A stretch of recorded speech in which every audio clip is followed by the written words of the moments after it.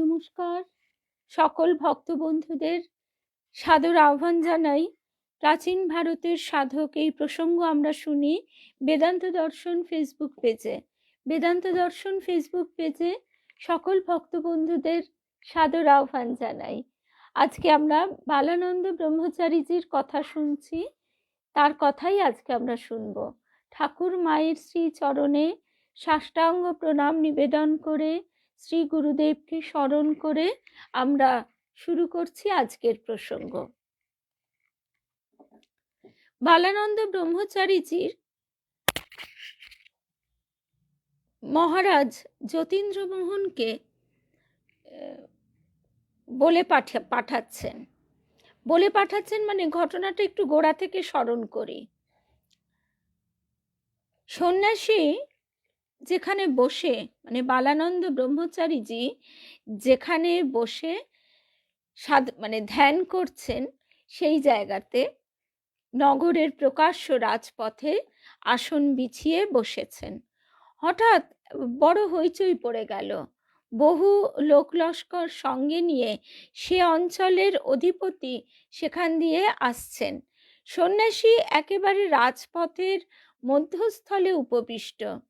অগ্রগামী রক্ষীরা তাকে সতর্ক করে দিল যে এভাবে বসে থাকা তার চলবে না, রাজা আসছেন।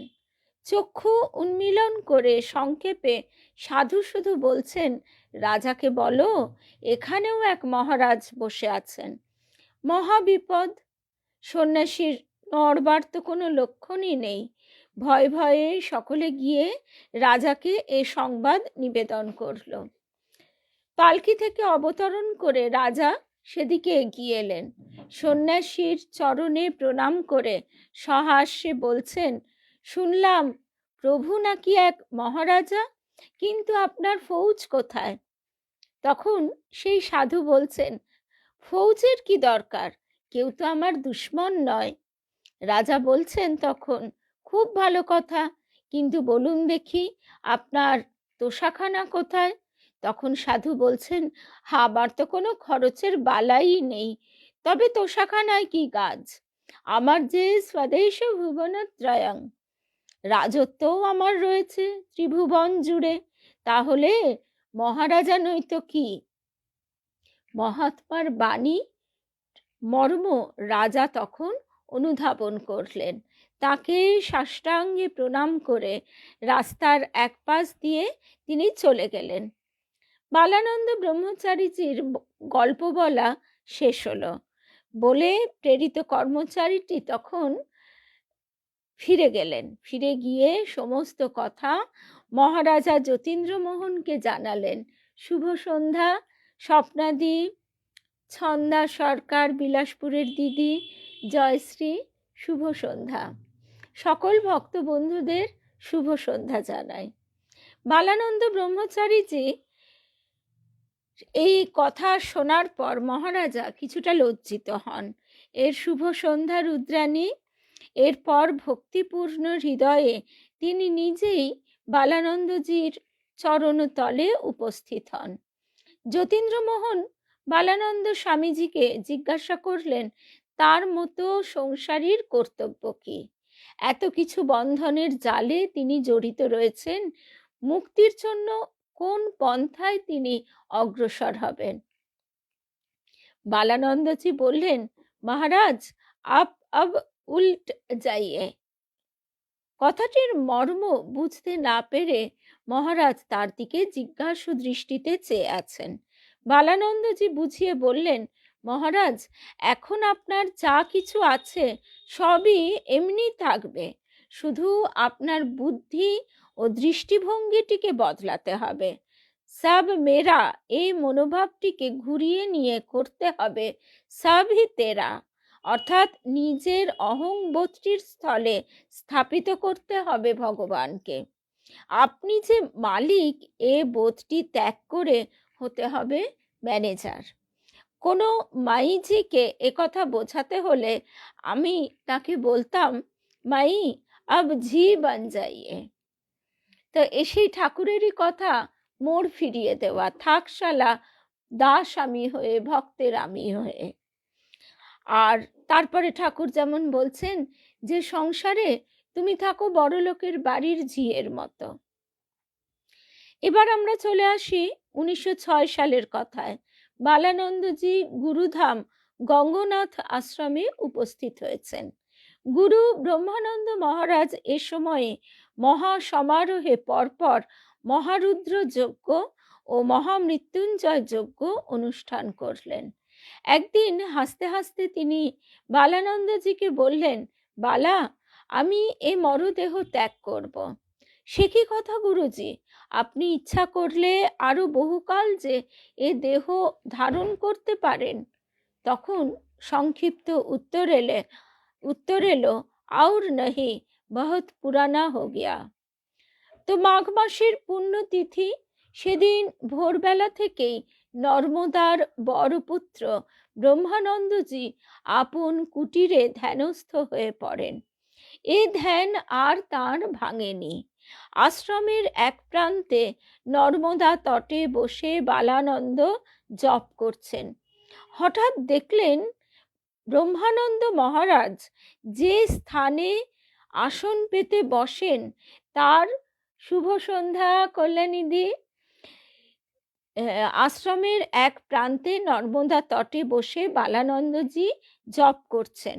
হঠাৎ দেখলেন ব্রহ্মানন্দ মহারাজ যে স্থানে আসন পেতে বসেন তার সন্নিহিত কুটিরটি ধু ধু করে জ্বলে উঠেছে।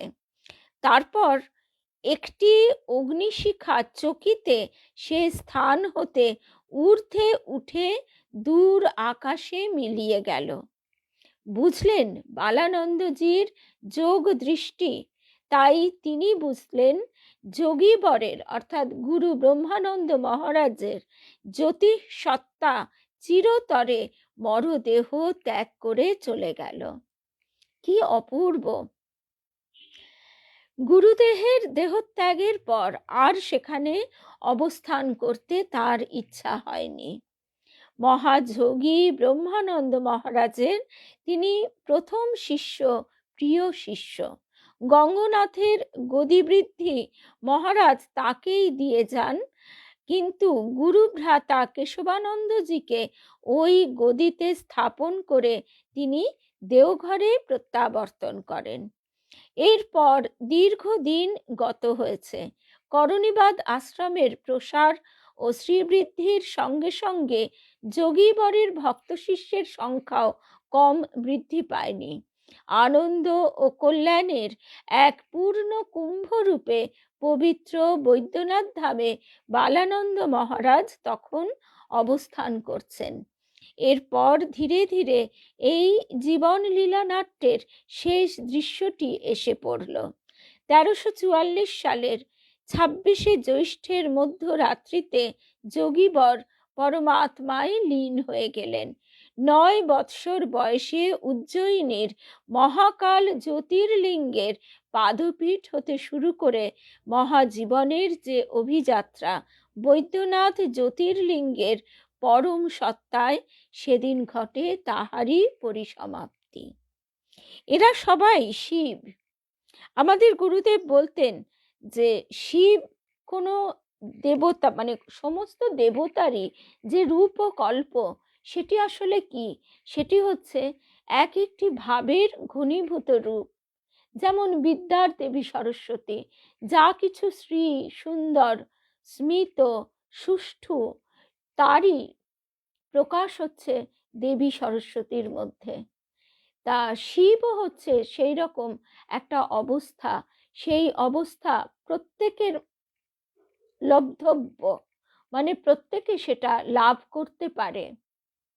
একদম রুদ্রাণী, লক্ষ্মী দে, মিনুদি, কেয়া, রিমা, শুভ সন্ধ্যা, অর্থাৎ জীবত্ব থেকে শিবত্বের পথে যে উত্তরণ।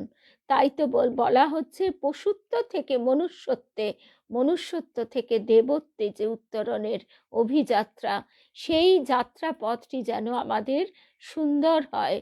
সবাইকেই একদিন সেই শিবে লীন হতে হবে, কিন্তু তা আসবে বিবর্তনের মধ্যে দিয়ে দীর্ঘ সময় নিয়ে। যখন আমাদের সেই মনুষ্য জন্ম লাভ হয়েছে, তখন তিনি আমাদের ভিতর ইচ্ছার স্ফুলিঙ্গটি দিয়ে দিয়েছেন। সেই ইচ্ছাটিকে যতই আমরা কাজে লাগাতে পারি, আমাদের ব্যাকুলতা, প্রচেষ্টা, অনুশীলন, অভ্যাস যোগ এর মাধ্যমে আমাদের গতি দ্রুত হয়। তো আজকে আমাদের মোটামুটিভাবে এই যে প্রাচীন সাধুদের কথা আমরা শুনছিলাম, এটি শেষ করছি। কারণ মোটামুটিভাবে আমরা বেশ দীর্ঘ দিন ধরে, মানে 2 বছর যাবৎ আমরা এই প্রসঙ্গ শুনছিলাম। এবারে আমরা আসব সেই সাধু মহাত্মার কথাতেই, কিন্তু এবারে আসব আমাদের প্রাণের ঠাকুর পূর্ণ ব্রহ্ম নারায়ণ শ্রী রামকৃষ্ণের গৃহী পার্ষদ এবং ত্যাগী পার্ষদদের কথায়। শ্রী রামকৃষ্ণ ভক্তমালিকা থেকে আমরা এবার এই সময়তেই শুনতে শুরু করব, আগামী মঙ্গলবার থেকে। তো আজকে যেহেতু আমরা খুব তাড়াতাড়ি এই সময়টি শেষ করে ফেললাম, সেহেতু আজকে আমরা একটু ছোট্ট একটা অন্য অংশ শুনব। প্রব্রাজিকা চিদাত্মা প্রাণা মাতাজি। প্রব্রাজিকা চিদাত্ম প্রাণা মাতাজি, শ্রী সারদা মঠ, এর্নাকুলাম, কেরালার এর্নাকুলাম। সেই জায়গাতে যারা গেছেন তারাই জানেন যে কি সুন্দর জায়গা, এবং সেখানে ফিশারির কত সুন্দর ব্যবস্থা, কত বড় জেটি ইত্যাদি। তো সেইখানেও শ্রী সারদা মঠ আছে। কত আমরা কুপমণ্ডুক জানিও না এসব। আমরাও গেছি সেখানে, আমরা ক্রুজে গেছি, কিন্তু সারদা মঠ আছে এ কথা কখনোই জানা হয়নি। গতকাল আমাকে এই নিবোধত এই বিশেষ সংখ্যাটি পিয়ালি দিয়েছে।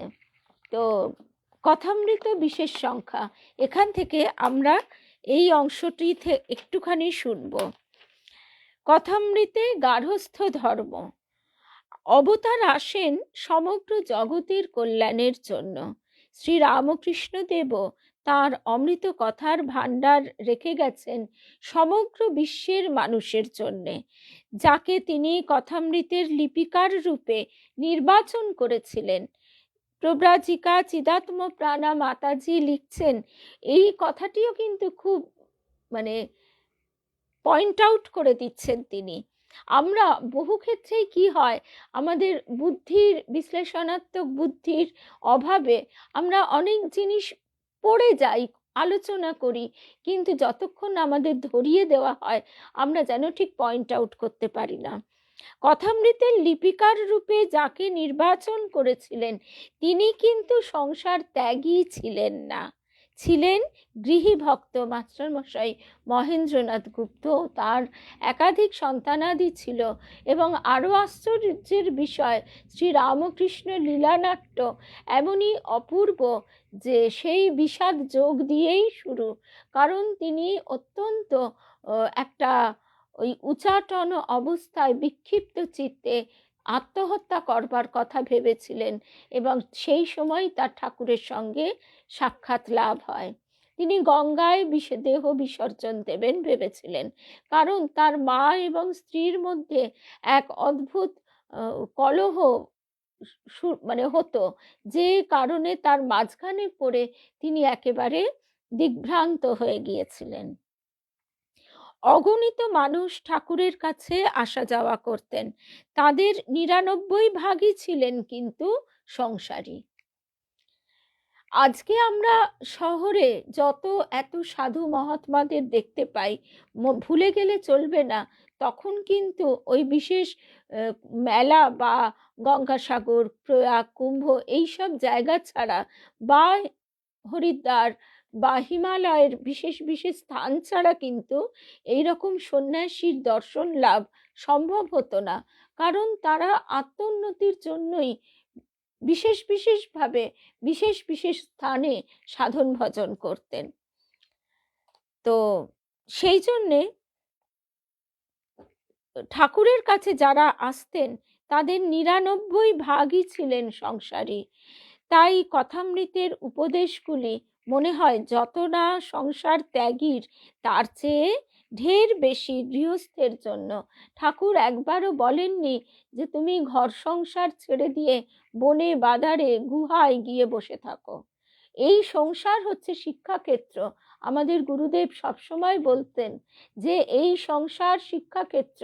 আমাদের গুরুদেবও কিন্তু চলে যেতে চেয়েছিলেন মানস সরোবর কৈলাসে সাধন করবার জন্য, কিন্তু ঠাকুর তার গুরু এবং তার ইষ্ট তারা মা তাকে নিষেধ করেন, তাকে নির্দেশ দেন যে দক্ষিণেশ্বরে আমার শিক্ষার আদর্শ রূপে তুমি, উদাহরণ রূপে তোমার গৃহস্থ ধর্মে তুমি যাপন করো, যাতে কোনো গৃহী গিয়ে বলতে না পারে আপনি আর কি বুঝবেন, আপনি তো সংসারীর ঝঞ্ঝাট কষ্ট কোনোদিন ভোগ করেননি।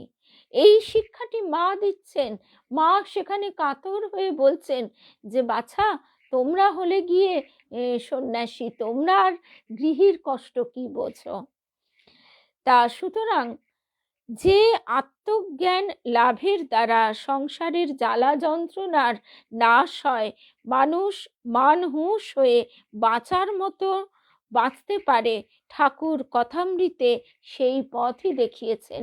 বরঞ্চ আমাদের গুরুদেব বলতেন যে গৃহে থাকলে অনেক সুবিধে। ঠাকুরের ওই কথাটি স্মরণ করো, কেল্লা থেকে যুদ্ধ, এখানে তুমি তোমার প্রয়োজন নিরাপত্তা অনেক বেশি পাচ্ছ।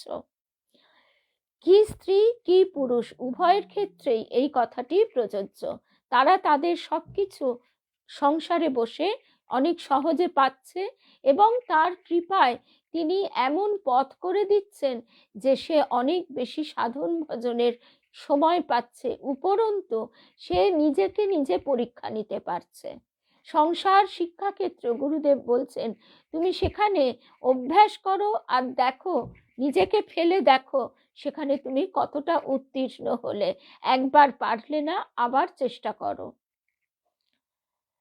তিনি গল্প উপমা কথায় গানে অন্তরঙ্গ মেলামেশার মধ্যে দিয়ে সংসারের অসারত্ব প্রতিপাদন করে বুঝিয়েছেন ঈশ্বরই বস্তু আর সব অবস্তু। তাই জীবনের উদ্দেশ্য ভগবান লাভ। এই উদ্দেশ্য লাভের জন্য ছাপোষা গৃহস্থ মানুষদের কথা ভেবেই বোধহয় সহজ পথ নির্দেশ করে বলতেন কলি শুভ সন্ধ্যা আবিরা রুমাদি শুভ্রাদি কল্যাণীদি, শুভ সন্ধ্যা। কলিতে ভক্তিযোগ উপায় ভগবানের নাম গুণগান, সাধু সঙ্গ, মাঝে মাঝে নির্জনে ভগবানকে ডাকা, এগুলি মনকে ঈশ্বরমুখী করে। শুভ সন্ধ্যা সোমা। প্রশ্ন হলো সাধু সঙ্গ বলতে কি বোঝায়? এটি বুঝতে গেলে সাধু কে তা জানা দরকার। যার মন প্রাণ অন্তরাত্মা ঈশ্বরে গত হয়েছে তিনিই সাধু। সাধু সর্বদা ঈশ্বর চিন্তা করেন, ঈশ্বরীয় কথা বই কথা কন না, আর সর্বভূতে ঈশ্বর আছেন জেনে তাদের সেবা করেন। কিন্তু কেবল সাধুর কাছে যাওয়া আসা করলেই সাধু সঙ্গ হলো না। স্বামী শারদানন্দজি বলেছেন ঠাকুর যখন দক্ষিণেশ্বরে ছিলেন তখন কালীবাড়ির ঠাকুর চাকরেরাও 24 ঘন্টা তার সঙ্গে থাকতো। পাড়াপড়শিরাও প্রায়ই যাওয়া আসা করত। তাদের কারো জীবনে পরিবর্তন ঘটেছে বলে শোনা যায় না। তাহলে কি চাই? এবং এই প্রশ্নটা এসেও ছিল, উঠেও ছিল যে এই যে এত নৌকায় তিনি ভ্রমণ করছেন, তারপরে ঘোড়ার গাড়িতে, তা এত যে গাড়ির কোচোয়ান মাঝি মাল্লা এরাও যে ঠাকুরকে দেখেছেন, তাহলে কি এরা উদ্ধার হয়ে গেছে? অবতার পুরুষকে দর্শনেই যে তাহলে উদ্ধার হয়ে যায়, এখানে এই তত্ত্বটি একটু গভীরভাবে অনুভব করবার। তাদের ভিতরে একটা সংস্কার সৃষ্টি হয়েছে। হঠাৎ করে ম্যাজিকের মতো কোনো পরিবর্তন আসেনি। পরিবর্তনের রেট যেটাকে বলে, মানে ধারাটা দ্রুত হয়েছে। একটা গাছকে সার দিলে সে দ্রুত বৃদ্ধি পায়, আর গাছকে যদি কোনো রকমে বাঁচিয়ে রাখা হয় সে বাড়বে, সেখানে ফুলও ফুটবে, কিন্তু অনেকটা বেশি সময় লাগবে, তার গ্রোথ সেভাবে হবে না। ঠিক সেই রকম যারা তার দর্শন লাভ করেছে তাদের সেই সংস্কারে তারা পরবর্তী জন্মে অনেক উপযুক্ত জায়গায় জন্মগ্রহণ করেছে, উপযুক্ত অবস্থা পেয়েছে, যেখানে তাদের আত্মিক উন্নতি দ্রুত গতি লাভ করেছে। তাহলে কি চাই? সাধুর জীবনে যা শিক্ষা তা গ্রহণ করতে আগ্রহ, যার ফলে ঈশ্বরে অনুরাগ হয়, সদ অসৎ বিচার আসে। শুভ সন্ধ্যা শুভ্রা, সন্ধ্যাদি শুভ সন্ধ্যা।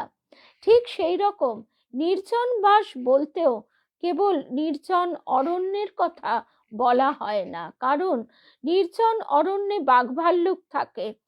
দেবভূমি হিমালয়ের নির্জনতায় পাহাড়িরা তো আজীবন বাস করে, তাহলে তাদের কেন কোনো পরিবর্তন হয় না? তাই নির্জন বাস বলতে সংসারের কোলাহল থেকে দূরে একান্তে গিয়ে ঈশ্বর চিন্তা করা বোঝায়। সেটা নিজের ঘরে বিছানায় মশারির ভেতর হতে পারে। শুভ সন্ধ্যা পিয়ালি।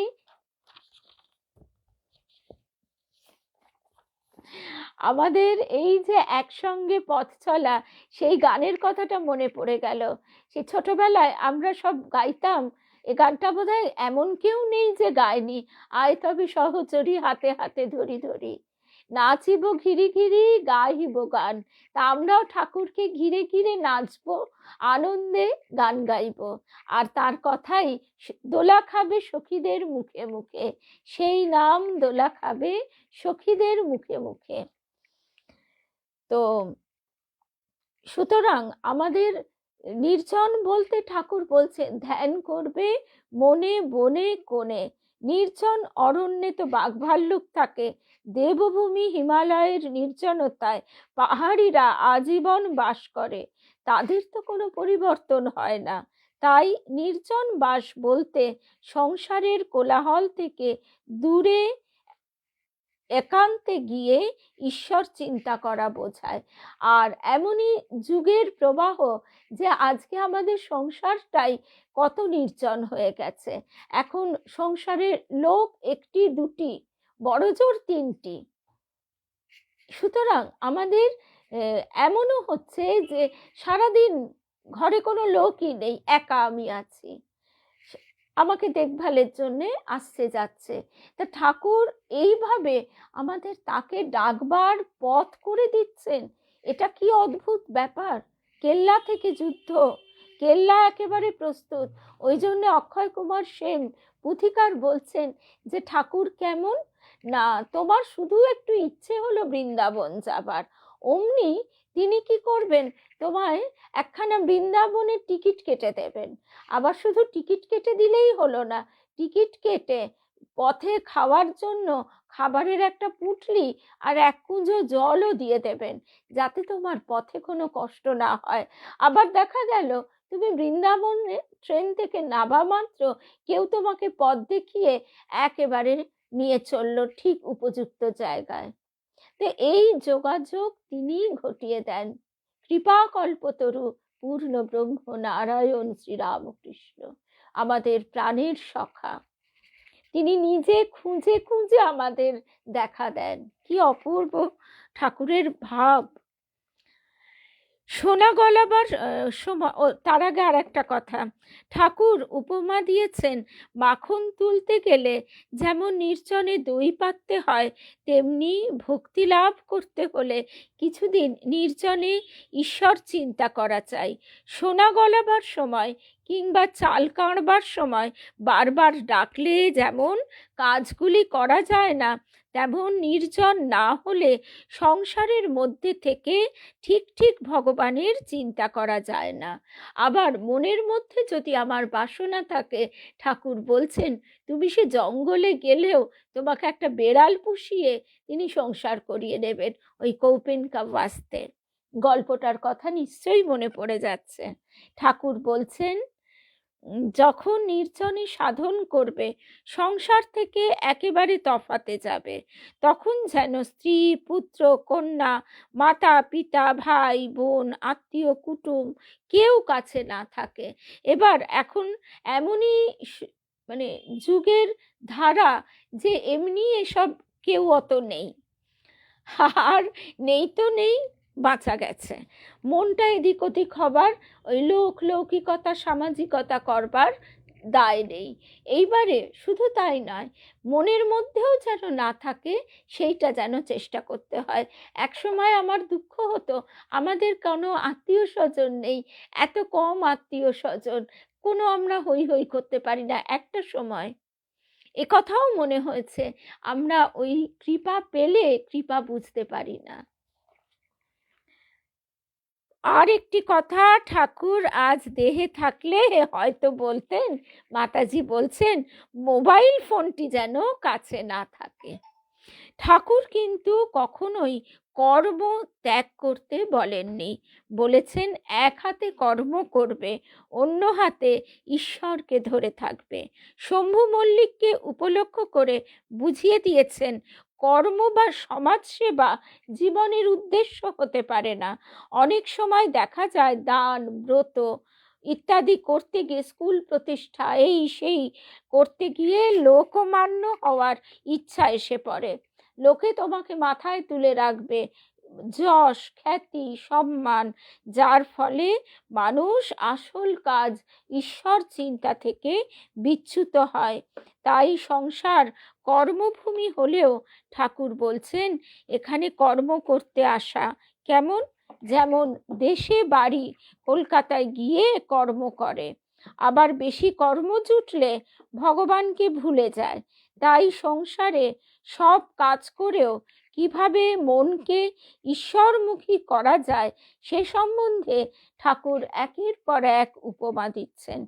বলছেন, কচ্ছপ জলে চড়ে বেড়ালেও যেমন তার মন আড়া বা ডাঙায় তার ডিমগুলির উপর পড়ে থাকে, কিংবা বড় মানুষের বাড়ির দাসী যেমন সব কাজ করলেও মন কোথায় থাকে, দেশে, তা নিজের বাড়িতে মনিবের ছেলেদের নিজের ছেলের মতো করে মানুষ করে, বলে আমার রাম, আমার হরি, কিন্তু মনে বেশ জানে তারা তার নিজের কেউ নয়। ঠিক সেই রকম সব কাজ করবে, কিন্তু মন ঈশ্বরেতে রাখবে, স্ত্রী, পুত্র, বাপ, মা সকলকে নিয়ে থাকবে ও সেবা করবে, যেন কত আপনার লোক, কিন্তু মনে জানবে যে তারা তোমার কেউ নয়। একদম, এক হাতে কর্ম করো, এক হাতে তার চরণ ধরে থাকো। আমার গুরুদেব বলেছেন, এক হাতে খুন্তি নাড়বি আর এক হাতে তার চরণ ধরে থাকবি। তা এই সংসারে এরম রুটি করা, খুন্তি নাড়া, এর বেশি কাজও তিনি আবার দেন না। এটাও একটা আনন্দ, এটাও কি কম আনন্দ? এটা মাঝে মাঝে ভাবি, আর সারাটা দিন মশগুল হয়ে ভাবি, ঠাকুর গো, তোমার কথা ভাবতে পারছি, তোমার কৃপা না হলে তো তোমার কথা ভাবতামই না। ইন্দ্রিয়ের বহিরাগত আকর্ষণ, বহির্মুখী ইন্দ্রিয়গুলি তিনি কৃপা করে আকর্ষণ করে না নিলে আমাদের সাধ্য কি? ওই একটু চেষ্টা করা, তার বাকিটা তিনি দেখছেন। সংসারে নির্লিপ্তভাবে থাকার উপদেশ দিয়ে ঠাকুর বলছেন, পাকাল মাছ পাকে থাকলেও যেমন তার গায়ে পাক লাগে না একটুও, পানকৌটি জলে থাকলেও যেমন পাখায় একবার ঝাড়া দিলেই তার গায়ে জল থাকে না, তেমনি সংসারে নির্লিপ্তভাবে থাকতে হয়। নৌকা জলে চলে, জলের সঙ্গে তো তার অঙ্গাঙ্গী সম্পর্ক, কিন্তু সেই জল যদি নৌকার মধ্যে ঢোকে তাহলে তার ডুবে যাওয়ার সম্ভাবনা। ঠিক সেই রকম সংসারী মানুষকে সংসার করতে হবে। তুমি সংসার সাজো, কিন্তু সংসারী হইও না। সংসার বা আসক্তি যেন তার মধ্যে ঢুকে না পড়ে। ঠাকুর তাই উপমা দিয়ে বলছেন, তেল মেখে তবে কাঁঠাল ভাঙতে হয়, তা না হলে হাতে আঠা জড়িয়ে যায়। ঠিক তেমনি ঈশ্বরে ভক্তি লাভ করে সংসার করতে হয়, তা না হলে মন আসক্তিতে জড়িয়ে পড়ে, যার পরিণতি হয় নাতিকে ছেড়ে কাশি যাওয়া হয়ে ওঠে না, আর নয়তো বিপদ শোক তাপ এসব অধৈর্য করে তোলে। আর সে বলে, ঠাকুর তোমায় রোজ এরম জল বাতাসা দিলাম, আর শেষে কিনা তুমি আমার এই করলে। এই ভাব আস্তে আস্তে আমাদের আরো অধঃপতিত করে। সংসারে থাকার রীতি সম্বন্ধে ঠাকুর কত রকমের উপমা দিয়েছেন। বালিতে চিনিতে মিশে থাকলে পিঁপড়ে যেমন বালি বাদ দিয়ে চিনিটুকু নেয়, বা জলে দুধে মিশে থাকলে হাঁস যেমন দুধটুকু নিয়ে জল ত্যাগ করে, তেমনি সংসারে ভালো মন্দ দুই মেশানো আছে। মানুষকেই বেছে নিতে হবে কোনটি তার পক্ষে মঙ্গলকর। গোলমালে মাল আছে, গোল ছেড়ে মালটি নিতে হবে। এবার কেউ বলবে, আমরাও বলবো, সবাই আমাদের এটা মনের কথা, যে আমরা তো বুঝতে পারি না, মানুষ চিনতে পারি না। তার জন্যে ঠাকুরের কত কৃপা, ঠাকুর যেন আমাদেরকে দয়া, মানে তিনি যেন বলছেন, ওই কাঙালের বেশে এসেছো হরি, কাঙালে করুণা করতে। তিনি যেন কাঙালের মতো আমাদের বলছেন, ওগো বাবুরা, ওগো বাবুরা, ভালো লোকের ওপর ভার দিলে সে কি কারো ক্ষতি করে গা? তা এর পরেও যদি আমরা ভার না দিই, তাহলে আর কি হলো মনুষ্য জন্ম? ঠাকুর কাম কাঞ্চন ত্যাগী হয়েও নিজে যেমন সংসারের কর্তব্য সম্বন্ধে উদাসীন ছিলেন না, তেমন যেসব সংসারী মানুষ তার সংস্পর্শে আসতেন, তাদেরও গৃহীর কর্তব্য সম্বন্ধে সচেতন করে দিতেন। প্রতাপ হাজরার ভাই স্ত্রী পুত্রকে শ্বশুর বাড়িতে রেখে দক্ষিণেশ্বরে থাকতে চাইছেন। আজকেই আমরা গীতা অনুধ্যানে এই কথাটি শুনছিলাম। তোমাকে মোকাবিলা করতে হবে, যুদ্ধক্ষেত্রে তোমাকে চেষ্টা করতে হবে। সে যুদ্ধ তোমার অর্জুনের যে যুদ্ধক্ষেত্র সেরকমই হোক, আর নিজের ভিতরেই হোক, নিজের পরিবারেই হোক, যেখানেই হোক। হাজরা মশাই নিজে তার মা এবং স্ত্রীর খোঁজ নেন না, দক্ষিণেশ্বরে পড়ে থাকেন। তাদের উপলক্ষ করে ঠাকুর কি বলছেন, যারা সংসার করে ফেলেছে তাদের কর্তব্যে অবহেলা করা উচিত নয়। ঠাকুর তার গৃহস্থ ভক্তদের পরিবার প্রতিপালনের জন্য অর্থোপার্জনের কথা বলতেনই, এমনকি স্বামী যাতে তার অবর্তমানে স্ত্রীর ভরণ পোষণের ব্যবস্থা করে যান সেই সম্বন্ধে সজাগ করে দিতেও ভোলেননি। আবার নিজেও সেটা করে দেখিয়েছেন। নিজের জন্য কিছু তিনি নিচ্ছেন না। ওই যোগীন স্বামী, তার একটু, তিনি সাবর্ণ চৌধুরীদের বাড়ির ছেলে, তার খুব রাগ হতো, কি উনি নিজেও খাবেন না, অথচ নিজের ভাগটা নেবার জন্য খাজাঞ্চির কাছে গিয়ে আবার বলছেন যে আজকে তো গেল না যেটা ছিল।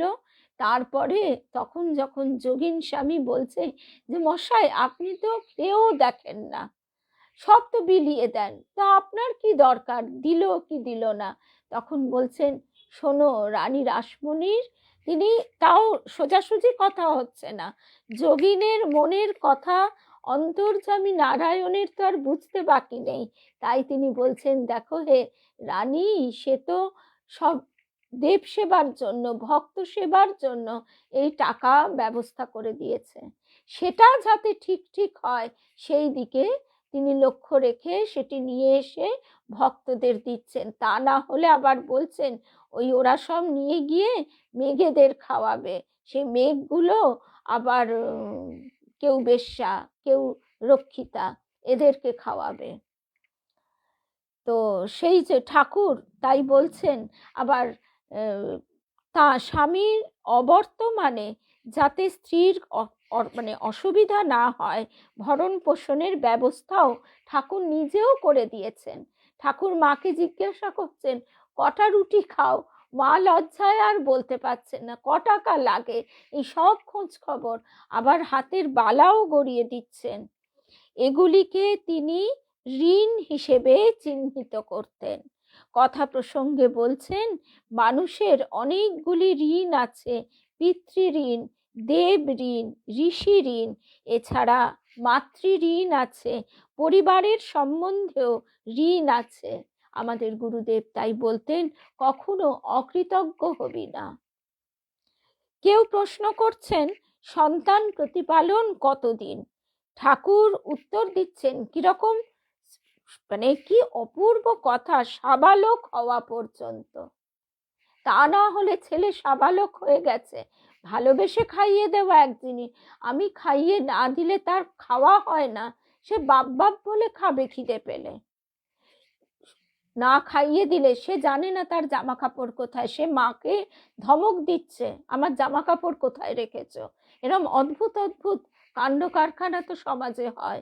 তারপরে অবাক হয়ে দেখেছি যে ছেলের বিয়ে দিয়েছে, বাড়ি করেছেন ভদ্রলোক, এবার সেই জন্য বাড়ির প্রতি তার একেবারে সেটা যেন রক্ত। ঠাকুর বলছেন না যে বিষয়ী লোক টাকাকে গায়ের রক্ত মনে করে। এবার ছেলের বউ বেড়াতে গেছে, কি ছেলের বউ বাপের বাড়ি গেছে, ছেলে কাজে গেছে, তিনি সমস্ত তাদের ঘর ছেড়ে তাদের বাথরুম পরিষ্কার করে রাখছেন। ঠিক আছে, সেটা কিন্তু সেবা মনে করেও নয়, মজার ব্যাপার। তারপর তিনি গজ গজ গজ গজ করে অভিযোগের পাহাড় জমাচ্ছেন পাড়া প্রতিবেশীর কাছে, নিন্দে মন্দ করছেন। তার সংসারীদের এই দিকে তিনি বলছেন যে সন্তান প্রতিপালন কতদিন? সাবালক হওয়া পর্যন্ত।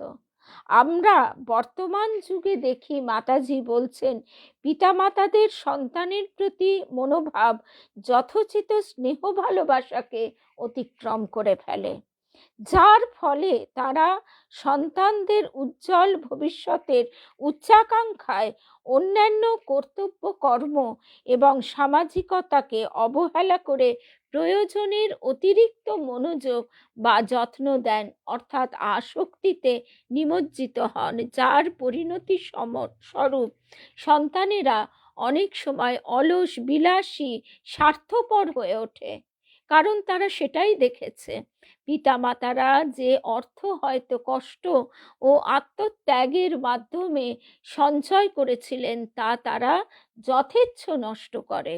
কখনো তারা কর্তব্য জ্ঞানহীন, আত্মকেন্দ্রিক, স্বার্থপর হয়ে ওঠে। ঠাকুর তাই উপমা দিয়ে বলছেন, পাখির ছানা খুঁটে খেতে শিখলে আবার মার কাছে খেতে এলে মা কি করে? ঠক্কর মারে। আজকে এই অবধি শুনলাম। জয় রাম কৃষ্ণ, জয় রাম কৃষ্ণ, জয় রাম কৃষ্ণ। আগামীকাল বুধবার আবার আমরা আমাদের মায়ের কাছে ঘিরে বসবো সন্ধেবেলায়। জয় মা, জয় রাম কৃষ্ণ।